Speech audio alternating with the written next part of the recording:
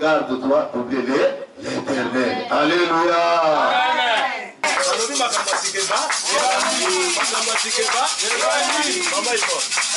Projeté télévision. Amen. Amen. Amen. Tolobakambala mingi likambo mususu toyebisaka bato. Oyebisi mosala Nzambe. Me likambo mususu oyeba te na kobanda ndenge nini. Osomi lobela ata na yebisi bango. Me Nzambe oya yebi yo azolobela na nzela mate. Azopeso eyano. Omituni pasteur ona yebiseke likambo na ngai te. Me alobeli yango ndenge nini. Nzambe loba Nzambe lobela ngai. Tobondeli na kombo na Yesu Kristo. Nzambe alona oyebi biso malamu koleka biso. Oyi koyoka esprit éternel. Kono lobela ngai. Oyebi koyebisa mama koyebisa papa. Oyebi koyebisa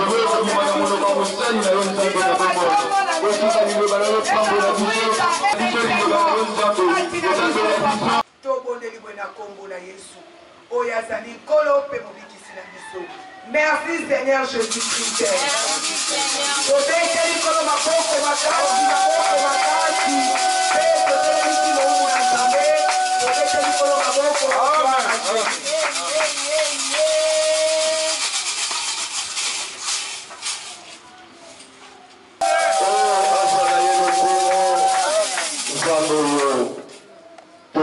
Nzambe merci. On a du parcours malamu au PCMLI au PCMLI ngai.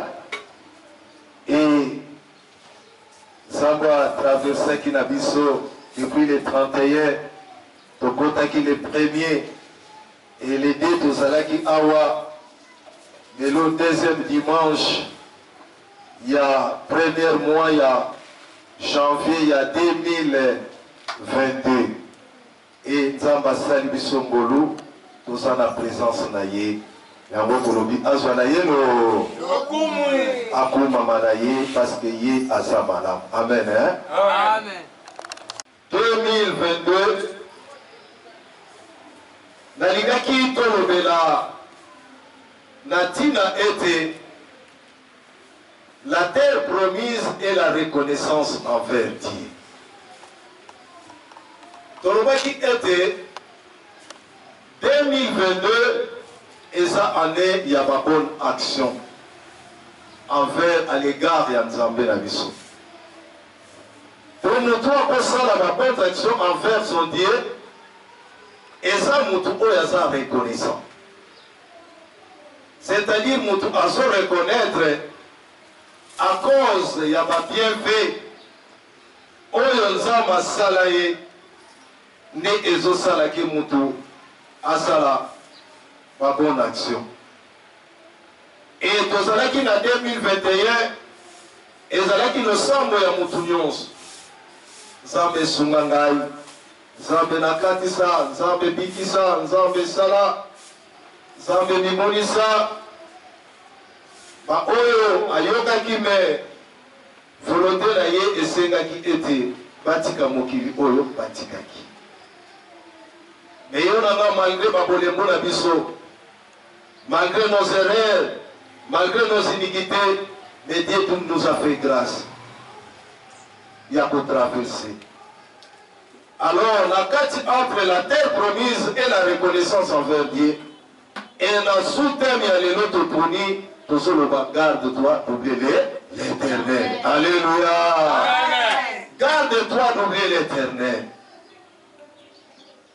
Balingami ndenge tuntu koloba tozalaki na 2021 Nzamba faire pour traverser biso tokomi na 2022 tomonaki comment bitumba etelemaki na mabota même na bafamille même ngai eza na mwana na nga moko ntango abengaki nga angira ye bapapa ndenge nini mais pendant que naza kosolola na ye abi na sentir voix na yo que il y a un sans papa na lobi eza solo mais Nzamba asalaki biso ngolu tokomi na mobu ya sika. Alors, nous avons un débit. Nous avons été garde-toi d'oublier l'éternel. Qu'est-ce que nous avons fait ensemble? Nous avons fait la totale dans ma commis. Tout est révisé à tous ali pour avoir honoré parole. Bible nous dit, Deutéronome chapitre 8, on va dire la verset 11. Garde-toi d'oublier l'éternel, ton Dieu, au point de ne pas observer ses commandements et ses ordonnances et ses lois que je te prescris aujourd'hui. Lorsque tu mangeras et tu rassageras, lorsque tu bâtiras et habiteras de belles maisons, lorsque tu verras multiplier ton gros et ton menu bétail, s'augmenter ton argent et ton or, et s'accroître tout ce qui est à toi, prends garde que ton cœur ne s'enfle et que tu n'oublies l'Éternel ton Dieu qui t'a fait sortir du pays d'Égypte, de la maison du servitude, de la maison du servitude, qui t'a fait marcher dans ces grands et affreux déserts où il y a des serpents brillants et des scorpions dans les lieux arides et sans eau, et qui a fait jaillir pour toi de l'eau du rocher les plus durs, qui t'a fait manger dans le désert la manne inconnue à tes pères afin de t'humilier et de te prouver pour te faire ensuite du bien, pour te faire ensuite du bien. Garde-toi de dire à ton cœur, ma force et ma puissance et ma main m'ont acquis ces richesses. Souviens-toi de l'Éternel ton Dieu, car c'est lui qui te donnera de la force pour les acquérir, afin que de confirmer, comme il a fait aujourd'hui, son alliance qu'il a jurée à tes pères. Amen. Amen. Amen.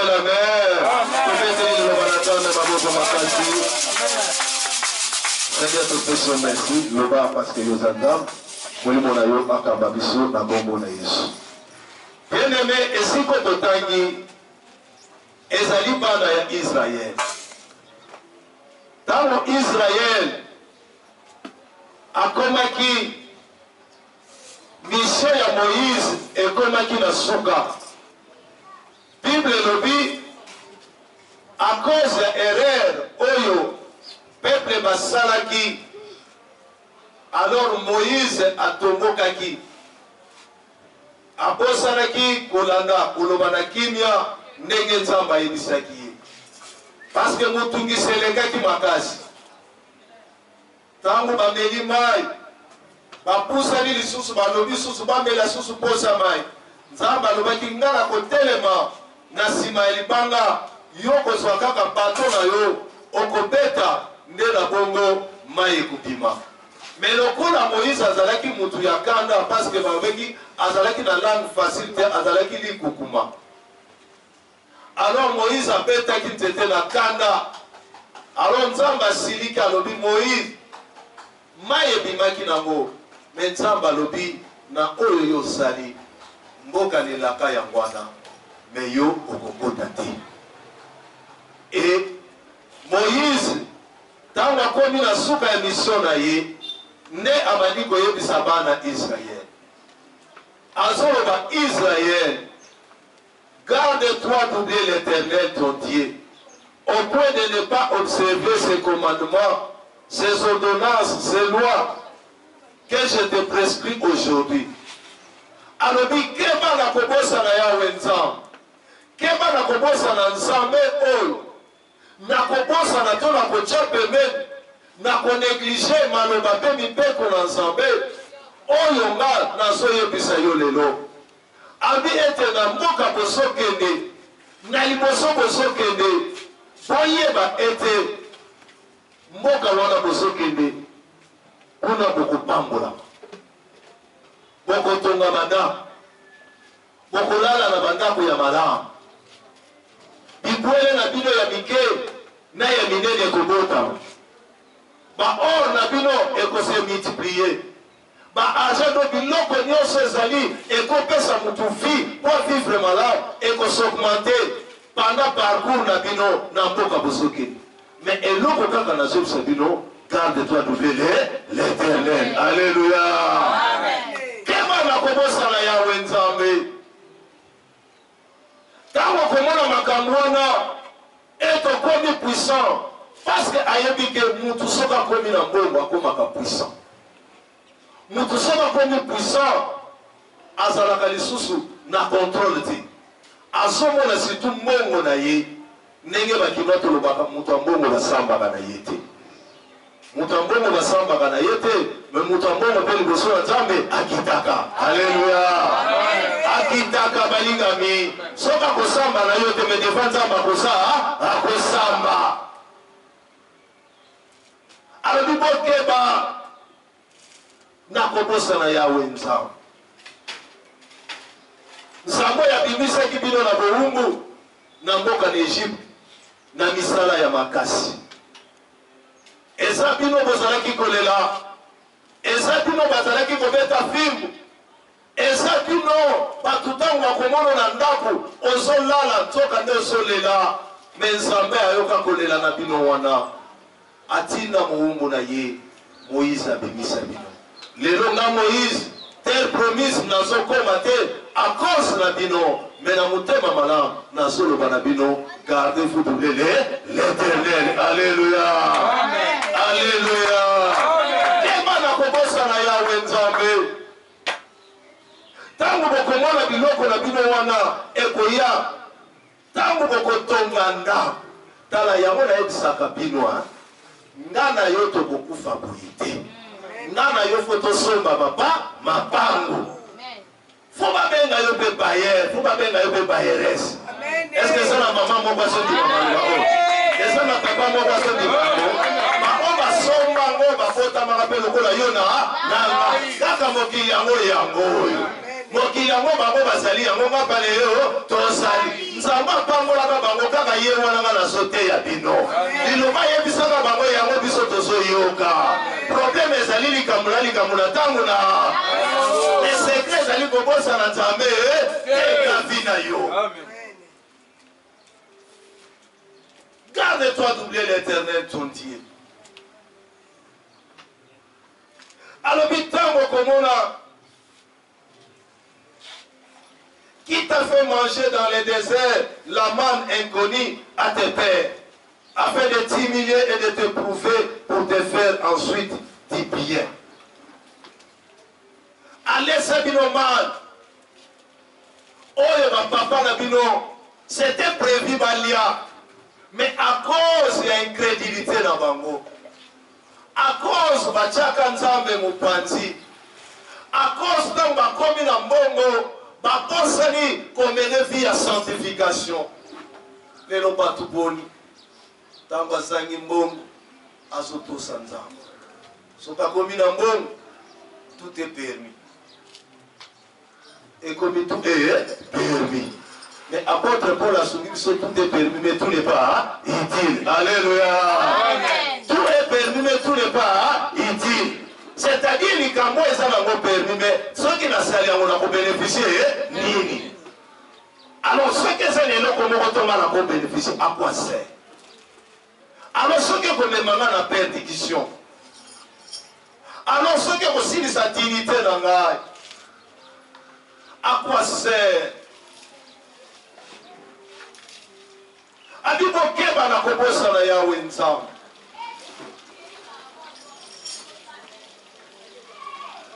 Tangu bokomona bokotonga bandako bokolala, lorsque vous habiterez dans de belles maisons. To yosa na droit, c'est na moi au pita folala na ndako ya kitoko.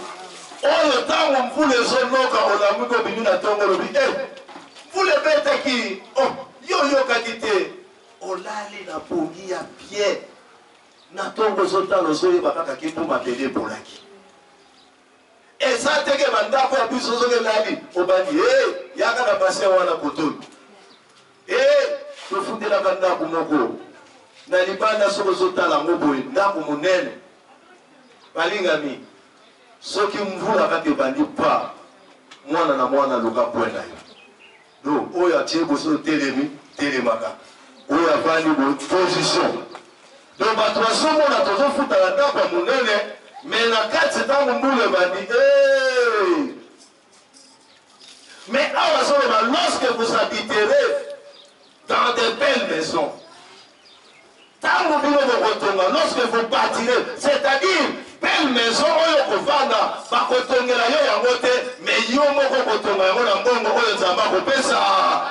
alléluia. Alléluia.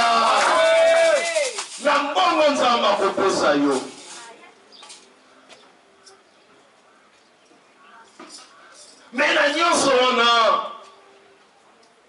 keba na kobosana Yahweh nzambe. Garde-toi d'oublier l'Éternel. Keba na kobosana Yahweh nzambe.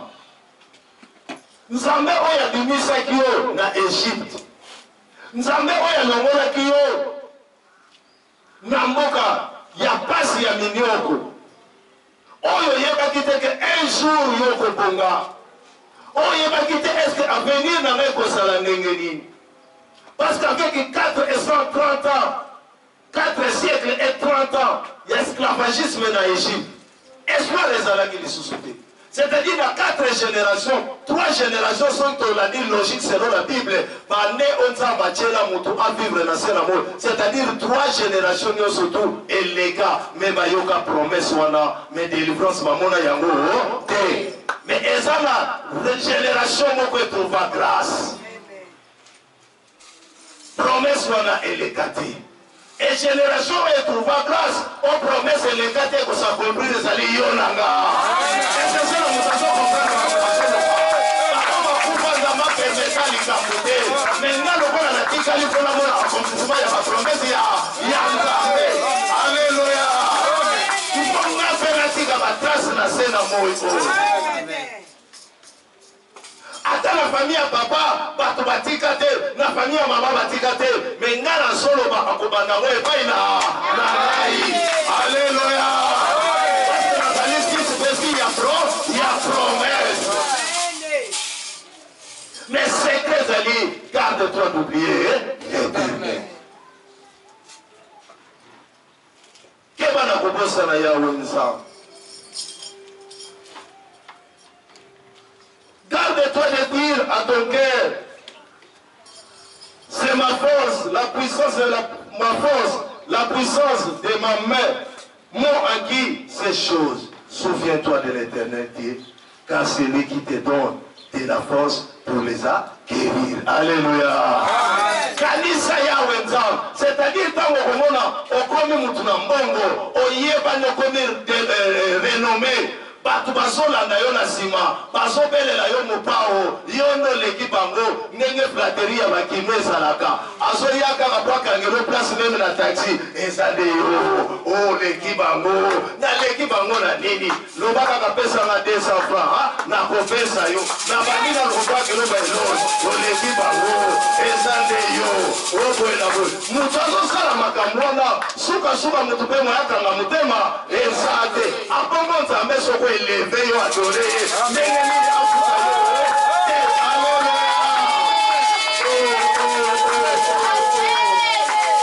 mutu azokumisa mutu azokangela ye place na taxi azo élevé aza koadore oyo mosusu kuta azoya oza danse vie oleki bango baza adversaire baza te bazoloba yo oleki bango po kaka bimisa te 200 francs abongo nzambe oyo soki tobonzani ye te akofambola biso te mpona nalobi oza fils ya promese nalobi oza fille ya promese amen ezosobimoni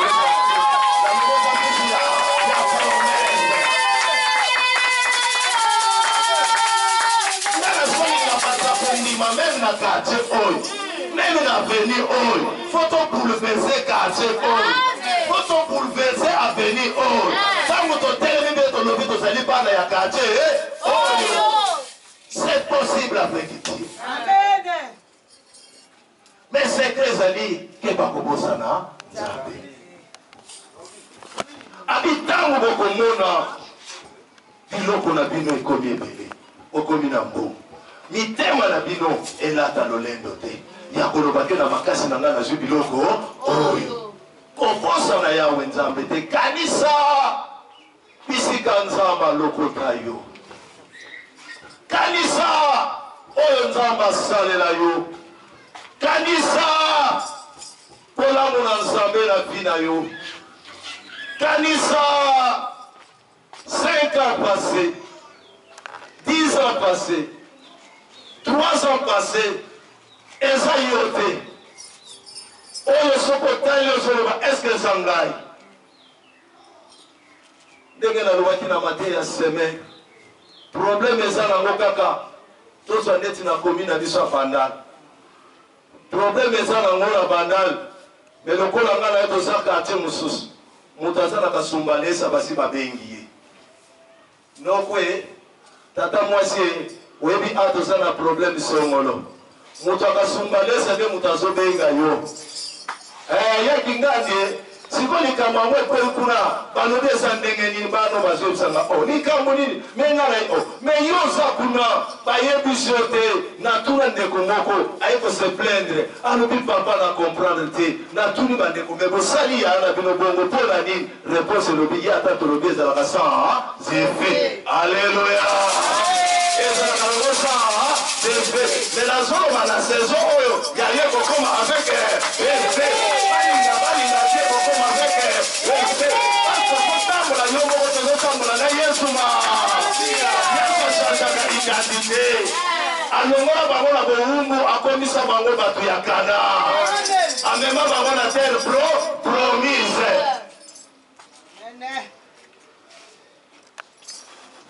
garde-toi d'ouvrir l'éternel ton Dieu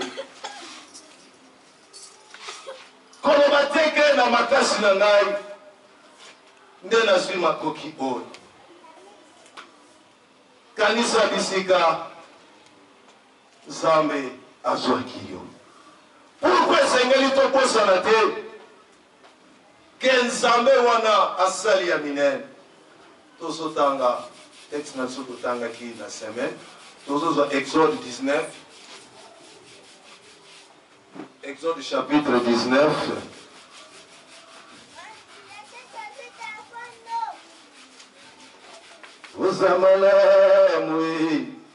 Uzamalamu. Tozui Exode chapitre 19. Tobandi na verset 1 qui nous a 7e verset. Yoka Makamba Soloba. Le 3e mois après leur sortie du pays d'Égypte, les enfants d'Israël arrivèrent ce jour-là au désert de Sinaï. Étant partis de Rephidim, ils arrivèrent au désert de Sinaï et ils campèrent dans le désert. Israël campa là vis-à-vis de la montagne. Moïse monta vers Dieu et l'Éternel l'appela du haut de la montagne en disant: Tu parleras ainsi à la maison de Jacob et tu diras aux enfants d'Israël: Vous avez vu ce que j'ai fait à l'Égypte, comment je vous ai porté sur des ailes d'aigle et amené vers moi. Maintenant, si vous écoutez ma voix et si vous gardez mon alliance, si vous m'appartenez et vous m'appartiendrez et si vous gardez mon alliance, vous m'appartiendrez entre tous les peuples, car toute la terre est à moi. Vous serez pour moi un royaume de sacrificateurs et une nation sainte. Voilà les paroles que tu diras aux enfants d'Israël. Alléluia. Alobi ete awatango babimi parce que c'est 3 mois bakomi na désert. Nzambe sikwazoyebisa Moïse alobi okoyebisa bana Israël babatela alliance onga nasalaki na bango babomba malako na ngai, c'est-à-dire base détourné te parce que bomoni onga nasalaki Pharaon.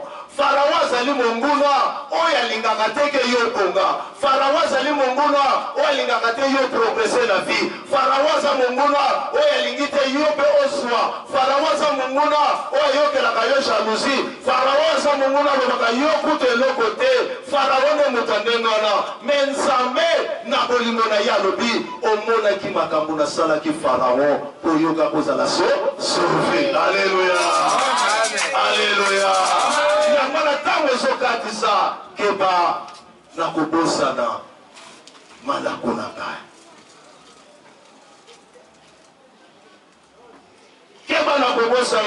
Vous avez vu ce que j'ai fait à l'Égypte. Comment je vous ai porté sur des ailes d'aigle et amené vers moi. C'est-à-dire, peuple bazalaki lisusu na ya Nzambe te. Bango sikoyo Pharaon mutu abandaki kokonza bango. Mais Nzambe akei ake kodelivre bango na mboka bowumbu. Amemi bango azongisi bango envers ye. Et alobi namemaki bino na mabaku ya aigle.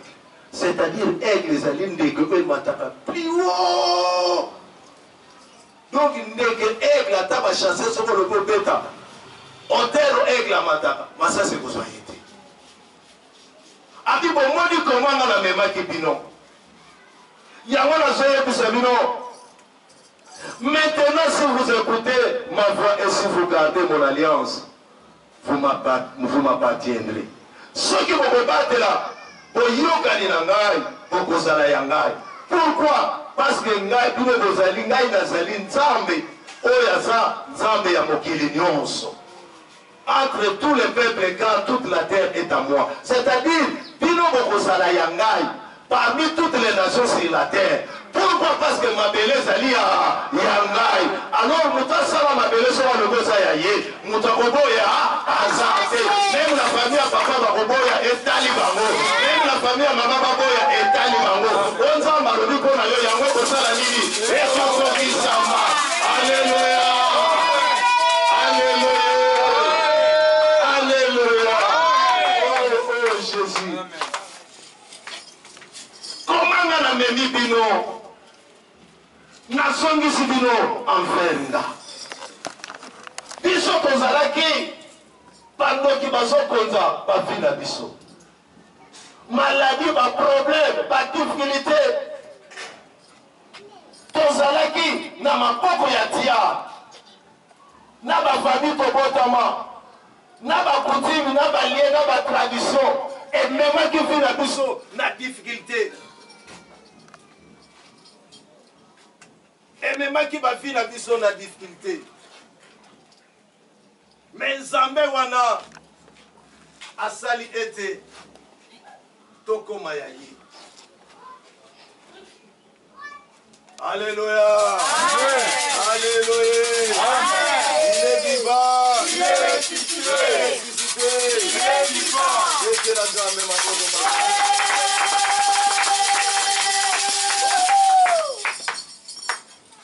battre la boyokani.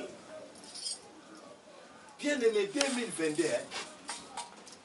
Kobungisa boyokani na yo na Nzambe te. Nayebi ke Nzamba ko sala yo faveur.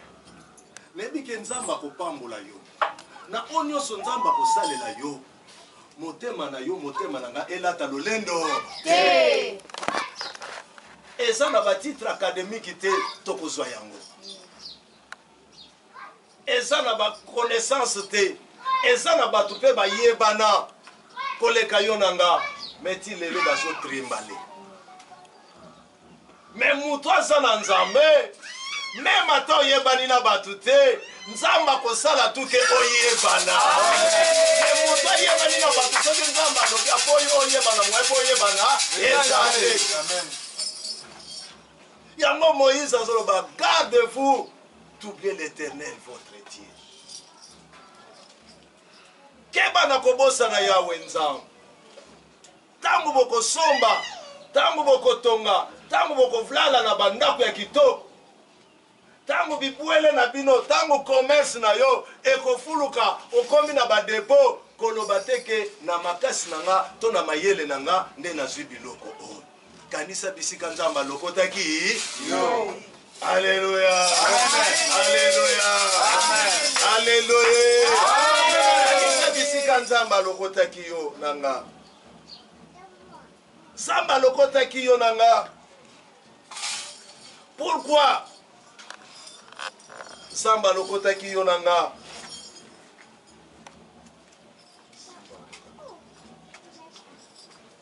Nzamba lokotaki yo nanga.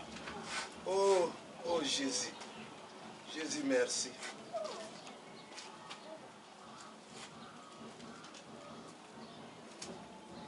Tozui Deutéronome chapitre 7.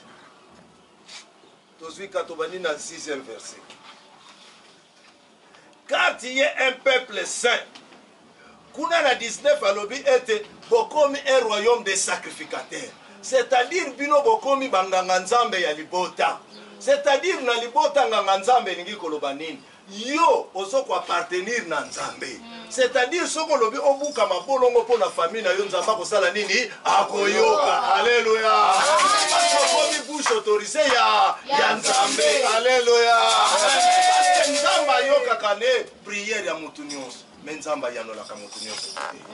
Faut la sacrificateur to na kati ya royaume de basa ya ba sacrificateur, c'est-à-dire na kati na batu ya bana na nzambe. Alléluia. Alléluia. Amen. Kati na bana na nzambe. Kati na bana na nzambe. Yoka sikoyo. Deutéronome chapitre 7 tobani na verset 6. Car tu es un peuple saint, l'Éternel ton Dieu, l'Éternel ton Dieu, l'Éternel ton Dieu t'a choisi pour que tu fasses un peuple qui l'appartient. Et tous les peuples qui sont sur la face de la terre. Nzambe na yo, car tu es un peuple saint, osa dipota oyo Nzambe a sanctifié, abulisi ya bosantu.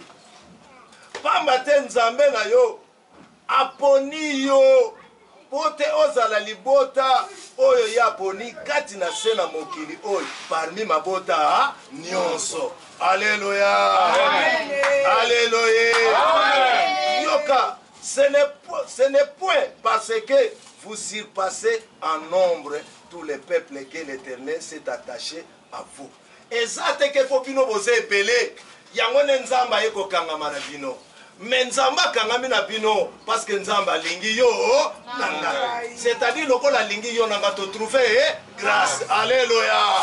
Pour toi trouver grâce devant Dieu. Ouais, c'est qui difficile comme un papa facile. Ouais, c'est qui impossible comme il faut possible. Est-ce que Moutoso ni ma baloba? Si c'est 2022, ouais, c'est qui difficile comme un facile. Ouais, c'est qui impossible comme un possible. Est-ce que ni ma baloba? Et ça la médaille. Amen. Ah bien, ça t'est que Pino Bosa est pelé. Ce n'est point parce que vous surpassez en nombre tous les peuples que l'Éternel s'est attaché à vous, qu'il vous a choisi, car vous êtes les moindres de tous les peuples. Nzamba pona kibino, malgré vos anabino, pour l'ensemble vous êtes les moindres, c'est-à-dire vos anabino la batoisou, la batanike. Mais malgré bino batuka ka mokile somo na ke bozana tina.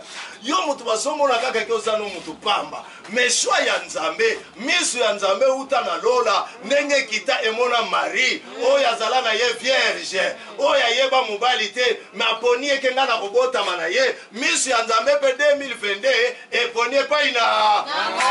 Alléluia. Atiki ba oyo batomwana. Atiki ba oba yebana, atiki ba oba sana bambongo na bango, atiki ba oba yemba ka bango, me miso Nzambe kitika ka likolo na. Est-ce ça mutu mo ko luba ke sanga za. Est-ce ça ndima ya mo. Ko sanga samba ko. Ena ndimi. 2022. Nzambe, wa poninga. Sala nanga. Nzambe ya koka. Yemoko. Aponinga. Continue.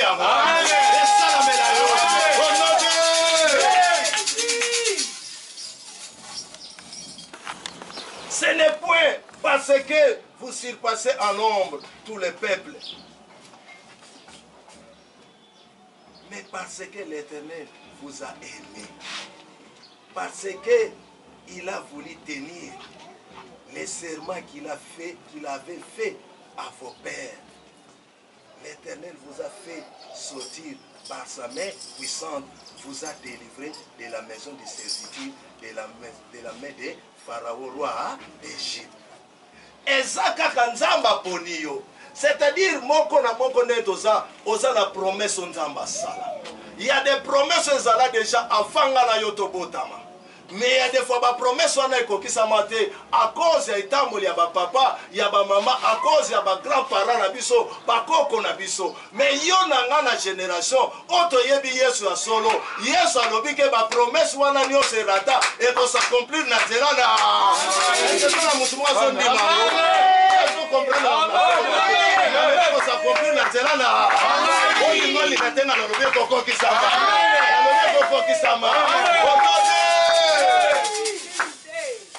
Pourquoi? Parce que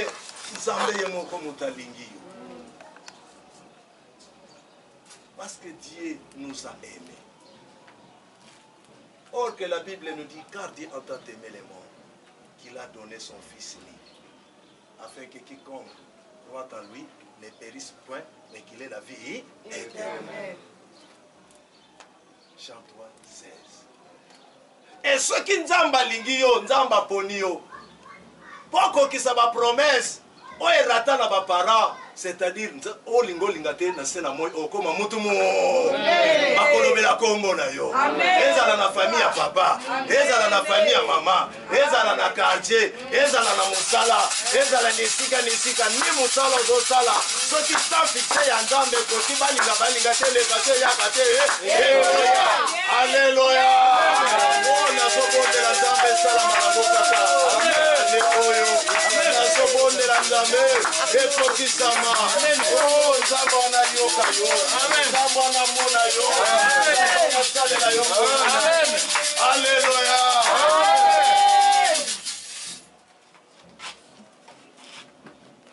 Mais parce que l'Éternel vous a aimé, parce qu'il a voulu tenir les serments qu'il avait fait à vos pères.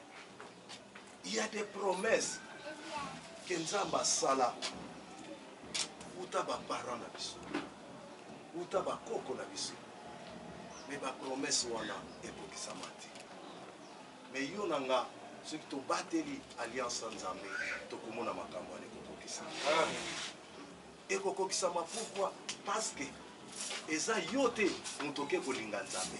Mais Nzambe mutaye kolinga. Alléluia. Alléluia. Amen. Biso to ndimaki te ke Nzamba kolinga biso. Mokile kondana ki yo, mokile kondana ki nga. Eza na makamba malamu pe osala. Mais ya malamu wana mokile monango te. Kako ya erreur peut-être ya moko yango bakomisa nzela. Mais Nzamba tali wana te. Nzamba sali le contraire. Kaka obatu baboyela yo, ya ye kolinga. Wako kisa ba promesse sala uta bakoko na. C'est-à-dire na sena moy ofoza la mutu ya esengo. Alléluia. Alléluia. Bien-aimé, dans Jean chapitre 15 verset 16 à Zoloba, ce n'est pas vous qui m'avez choisi, mais moi je vous ai choisi et je vous ai établi. Eza bino te batu boponaki nga, mais nga mutu na ponaki bino, pe na établir bino. Donc mutu alingi ete okoma mutu munene eza nango likambo famille ya papa te, eza nango likambo famille ya mama te, eza nango likambo famille obalela te, eza nango likambo quartier te, ezali na volonté ya Nzambe. Alléluia. Or que volonté ya Nzambe mutu achangeaka yango. Alléluia. Alléluia. Est-ce que j'ai pas avancé? Est-ce que j'ai pas avancé? Volonté ya Nzambe mutu akochanger yango. Nzamba lobi yango ekosala nini koko? Promesse ya Nzambe ekokokisama na nzela. Amen. Parce que ye nde mutu alingi yo. Azobenga bango un royaume de sacrificateurs. Pourquoi? Ce qui est OK dans Jean chapitre 15 verset 3, Azoloba, vous êtes pire à cause de la parole que je vous ai annoncée. C'est-à-dire, bino mokomi basanto bo petolame nati na ngolu na nzela ya maloba ona yebisi bino tala liloba na Nzambe sokolaka. Amen. Alléluia. Amen. Maloba na Nzambe soki mutu asoyoka yango ko sokola eza te ke soki ndenge nini mais bokomona mutu achangeaka te Maloba na Nzambe longolaka ignorance memaka connaissance. Vous êtes pire à cause de la parole que je vous ai annoncée. Na purifié bino parce que nga mutu na poni bino. Pourquoi sengeli tozala pire? Parce que mutu azopona biso azali mo santu. Alléluia. Donc la yaza mo santu poto kokana harmonie ezala esengeli ye moko asala nini apeto la biso. Apeto la biso na nzela ya makila na yebe na nzela ya lilobana. Ese mutu wa kobete la lilobana.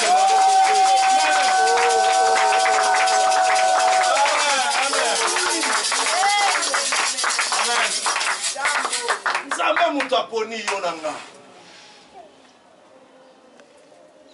alobi boza de moindre eza te nga na s'attache na bino po boza ebele au contraire boza na bino mike au contraire batiaka yo kate au contraire na mosala wana baninga bamataka promotion yo omonaka baoyo baye na nsima bazomata yo ozotalaka me nazoyebisa motu moko atie matambe awa a partir ya dimanche lelo makambo asike bandi alobi makambo asike makambo asike mama ipo projete télévision komona ndenge ozali te komona famille okotama te kotala mosala ozosala te me tomona misu tala yesu oyo apesa liberté meme na foi bandeke makile ezotanga sete na maboko mikonga na mopanzi mai ya ngai babelisaki ye makile ezobima me azoloba aujourd'hui tu seras avec moi dans le paradis un brigand po azalaka condamné akoma na liberté tika nzambe alibere tika nzambe alibere tika nzambe alibere tika nzambe alibere yo papa ozondima maloba oyo frère ozondima yango ane oyo bazolo osala biso tolekaka wana nzambe na biso asalela yo pa oyo kotolele mata lisusu makambo asikelaka ndenge okoti awa tembo na nzambe balabala oyo akotemoine oyebisa bango kaka esika wana okosaka ka te yokakibisa tika nzambe asalela tika nzambe asalela tika nzambe asalela nzambe asalela nasoloba nzambe asalela bilongo c'est possible avec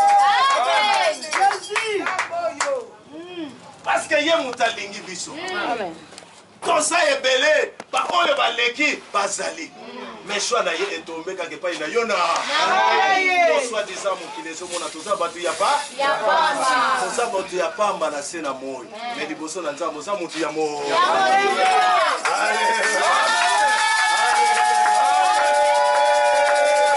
yangala komimona lisusu motu ya pamba soko mati na taxi oza no client me matin neti taxi ya yo alléluia ozomona ke dans des jours à venir nga mpe na kosala na oyo alléluia c'est possible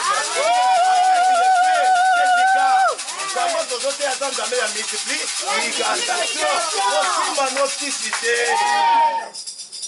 kosimba nokisi te koyoka baproposition na bango te esika okomi soki nzambe okokaki kokoma te moko na moko ndenge tofandi boye kolongwa janvier 2021 ti tokoma oyebi nzela oleki soki nzambe te nde toyebi te alors baproposition ekoya ntango nzambe abanda kosalaki makambo efongwama bango mpe bayaka te mais secret ezali kaka moko garde toi doublele ebana kobosana yawe soki baye na baproposition loba te ntango nazangaki namonaki bino te lokola nzambe abandi bolingi boya te nayebi bino nakokangama kaka na nzambe na garde toi d'oublier l'éternel Israël keba ntango komona okomi homme fort parce que lelo bato ebele soki apambolami même nzela nzambe atiki soki babandi koluka j'ai beaucoup travaillé hier nous étions en réunion avec votre PDG vraiment ça nous a pris beaucoup de temps alors bon je m'excuse je serai encore français ndenge yaka mpe monena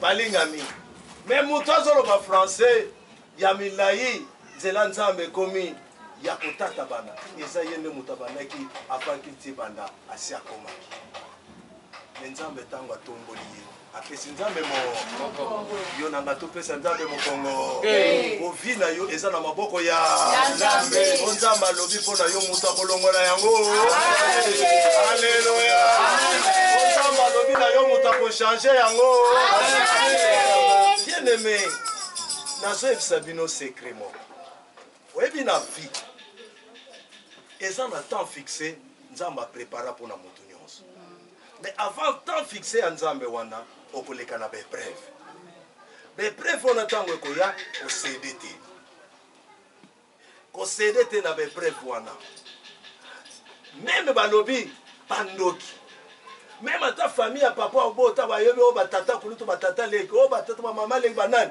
olobi mpenza di fait yo ozovivre yebaka ke oza molo problème ezali okóma kaka na temps fixe ya nzambe soki okómi kaka na bord ya mer rouge soki obeti nzete mer rouge efongwamaka te moto alekaka te mer rouge soki efongwami mpona bayini na yo te ma efongwami mpona yo osala nini oyo akolanda ye akozinda yo kosala nini okoka alleluya akabolaki mer rouge mpona baegyptien te akabolaki mer rouge mpona baoyo aye basala nini nzambe afere kotraverse yo 2022 eza mpo gloire ezonga kaka epai na alleluya faire attention etango poshe ekomi babiye vere ekomi ya pambapamba okomi otyamuka soki wapi kuna obosani nzambe aza na makoki ya kopesa aza mpe na makoki ya kobo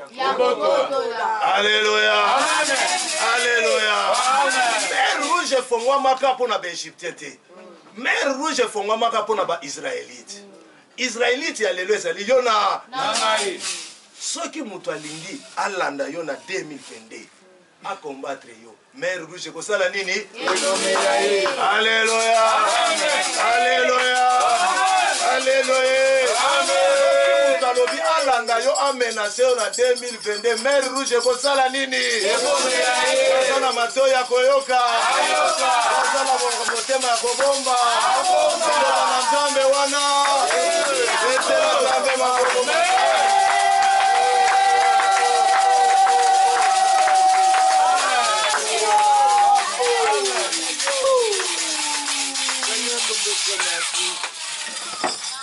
mpona liloba ya ntongo na lelo yolobi ete